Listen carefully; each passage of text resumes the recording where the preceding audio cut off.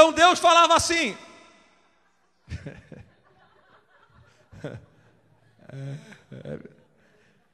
Porque seremos desleais uns para com os outros, profanando a aliança dos nossos pais.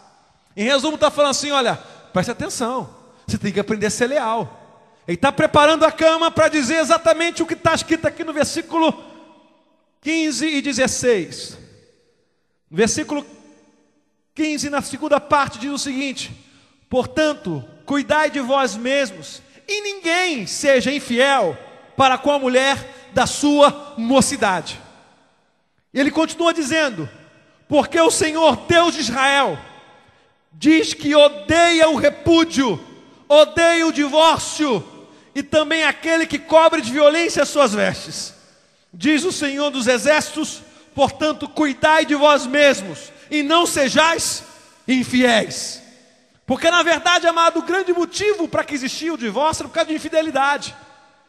Principalmente por parte do homem, que na verdade ele queria outra. Ele não queria só se divorciar porque a mulher de repente foi achada infiel, de repente foi achada no flagra. Não, ele também queria se relacionar, porque no fundo ele queria viver a vida que ele vivia antes de existir a lei, que dava liberdade para ele casar com quem quer que seja, sem nenhuma restrição. Então Deus já começou a falar no próprio Velho Testamento, na própria época da lei, exatamente isso. Dizendo o quê? Vamos aprender a ser fiéis. Sejamos fiéis uns para com os outros. Seja fiel com a mulher da sua mocidade. E fala exatamente o que está no versículo 16 de uma forma muito categórica. Porque o Senhor odeia o divórcio. Diga para o seu irmão isso, querido: o Senhor odeia o divórcio. Diga para outra pessoa: o Senhor odeia o divórcio. Diga para outra pessoa que está atrás do lado: o Senhor odeia o divórcio. Diga para o outro, ministra para o seu irmão: o Senhor odeia o divórcio. Apesar de ter tido uma concessão por causa do pecado, quando você vai para o Novo Testamento e vê Jesus falando, você entende que foi por causa da dureza do coração.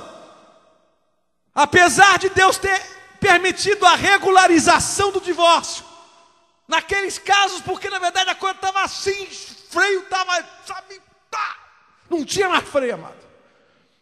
No versículo 26, esse capítulo aqui em Malaquias, já terminando assim o Velho Testamento, no último livro do Velho Testamento, Deus reafirma: eu odeio o divórcio.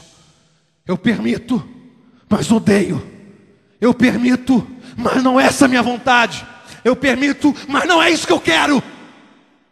Quando entendem isso, digam glória a Deus, amados. Fala para o seu irmão: amado, Deus odeia o divórcio. Diga outro para o seu irmão: Deus odeia o divórcio. Deus odeia o divórcio. Deus odeia o divórcio. Quando entendem, digam glória a Deus, amados. Deus odeia o divórcio. Vamos aplaudir ao Senhor, porque Deus odeia o divórcio. Ele odeia o divórcio. Ele odeia o divórcio. Na verdade, se você for mais a fundo nesse versículo, ele coloca, amado, o repúdio que ele tem pelo repúdio, né? O repúdio, o ódio que ele tem pelo divórcio é o mesmo ódio, amados, que cobre de violência. Ou seja, é o mesmo ódio que um assassinato. É o mesmo ódio que ele tem de alguém matar outro. Para Deus, o divórcio e alguém matar outro é a mesma coisa. O ódio dele é o mesmo, amados. É o que diz a palavra. Deus permitia. E Jesus explica que era por causa da dureza do coração dos homens. Mas no finalzinho do capítulo aqui, no finalzinho de Malaquias, já antes de entrar num período chamado, sabe, um período de 400 anos sem Deus falar com a humanidade, uma das últimas coisas que ele fala: eu odeio o divórcio. Que coisa, né, amados? Era permitido o divórcio para o homem? Sim. Desde que fosse comprovada a deslealdade da mulher. Mas mesmo nesse caso, Deus fala: eu odeio o divórcio. Vocês estão entendendo, amados? Mesmo o fato comprovado. Porque o divórcio, a partir daquele momento, só era respaldado por lei se houvesse realmente uma infidelidade, por exemplo. Presta atenção, amados. O respaldo que se tinha para divórcio nessa época era simplesmente se a mulher, por acaso, fosse infiel ao seu marido. E Deus fala: mesmo nesses casos, eu odeio o divórcio. Porque o divórcio, amado, veio por causa do pecado. Não foi o plano original de Deus. O plano original de Deus era o que, amados? Uma só carne. Diga para o seu irmão, uma só carne. E o divórcio veio romper o plano original de Deus. Veio romper o plano original de Deus. O que Jesus diz acerca do divórcio, queridos? Vamos lá. Vamos ver o que diz agora o Novo Testamento. As palavras de Jesus. Mateus capítulo 19, versículo 8.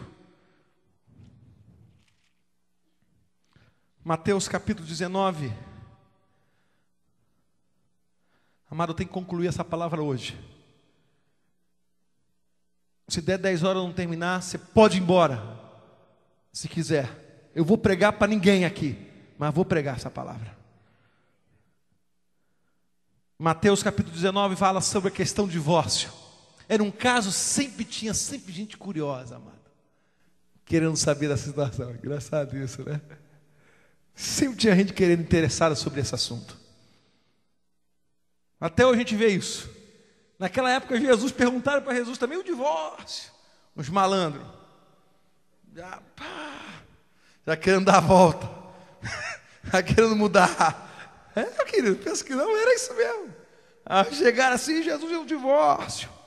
Vieram a ele alguns fariseus. Quem perguntou para eles? Os fariseus, os doutores da lei.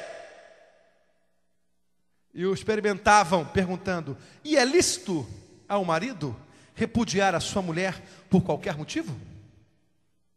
Já quer isso aqui, já quer qualquer motivo. Ela pintou o cabelo de louro, não serve mais para mim, está fora.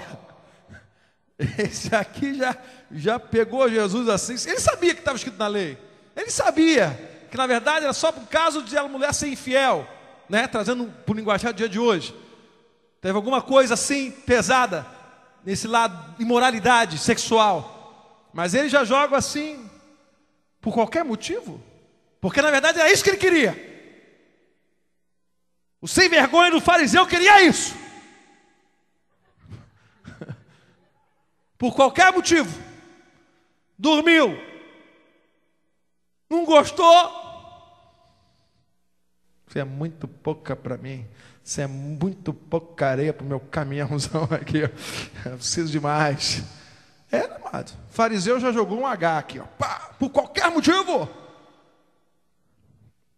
Então respondeu Jesus: não tem deslido, Jesus não é mole não tem deslido que o Criador desde o princípio fez o homem e a mulher, e disse: por esta causa deixará o homem pai e mãe e se unirá à sua mulher, formando-se dos dois uma só carne.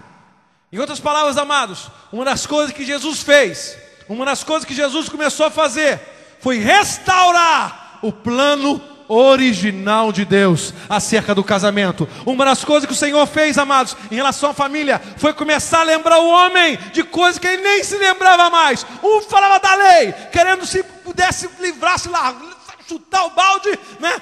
Por qualquer motivo no casamento. Aí Jesus: você nunca leu que o Criador fez o homem e a mulher, e que esse deixaria o pai e mãe, e que os dois se uniriam agora em uma só carne? Um dos propósitos do ministério de Cristo, amado, foi restaurar o plano original de Deus em relação ao casamento. Esse foi um dos planos de Deus, através da vida de Cristo. Alguém pode dizer glória a Deus?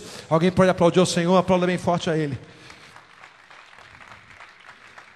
E Ele fala: de modo que já não são mais dois. Ele fala agora, amados, que tempo verbal ele usa aqui? Presente. Ele não está falando do passado. Ele está falando justamente o que eu estou dizendo, amado. Jesus veio confirmar, reafirmar o plano original de Deus. Ele começa a falar: de modo que já não são mais dois, porém uma só carne. Portanto, o que Deus ajuntou, não separe o homem. Deus veio confirmar, Jesus veio reafirmar. Vocês fizeram uma salada,